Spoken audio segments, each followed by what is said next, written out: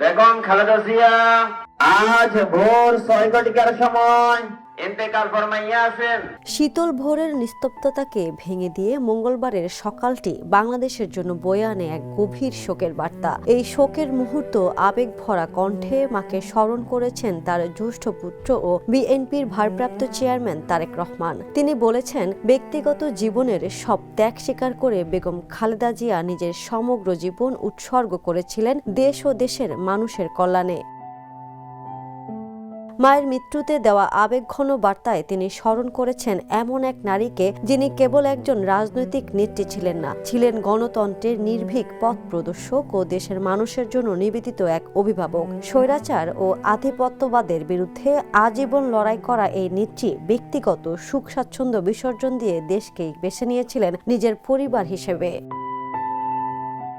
তারেক রহমানের মতে, রাজনৈতিক পরিচয়ের ঊর্ধ্বে উঠে তিনি ছিলেন পরিবারের এক মমতাময় অভিভাবক এবং কঠিনতম সময়ে শক্তির নির্ভরযোগ্য উৎস। বারবার গ্রেপ্তার, সুচিকিৎসা থেকে বঞ্চিত হওয়া এবং দীর্ঘ কারাবাস ও নিপীড়ন সহ্য করার পরও তিনি কখনোই অদম্য সাহস ও দেশপ্রেম থেকে বিচ্যুত হননি। দেশের স্বার্থ রক্ষায় স্বামী ও সন্তান হারানোর বেদনাও তিনি নীরবে বহন করেছেন। তার কাছে দেশ ও দেশের মানুষই ছিল প্রকৃত পরিবার। বার্তার শেষাংশে তারেক রহমান দেশবাসীর কাছে মায়ের জন্য দোয়া ও প্রার্থনা কামনা করে জানান, বেগম খালেদা জিয়ার প্রতি মানুষের অকৃত্রিম ভালোবাসা ও বিশ্বজুড়ে যে শ্রদ্ধা প্রকাশ পাচ্ছে তার জন্য পরিবার চিরকৃতজ্ঞ। একজন মমতাময়ী মা, আপোষের নেত্রী ও গণতন্ত্রের নিরলস পথ প্রদর্শক হিসেবে তার ভূমিকা বাংলাদেশের ইতিহাসে চিরভাস্বর হয়ে থাকবে।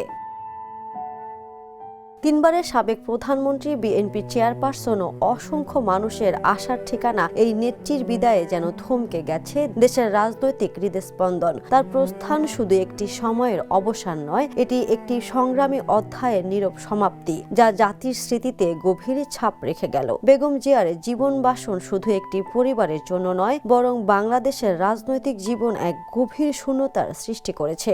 সংগ্রাম, ত্যাগ ও আপোষের নেতৃত্বে গড়া একটি নাম আজ স্মৃতির পাতায় অমলিন হয়ে রইল। এই বিদায় শুধু শেষ নয়, এটি এক দীর্ঘ সংগ্রামের গৌরবময় অধ্যায়ের স্মরণ।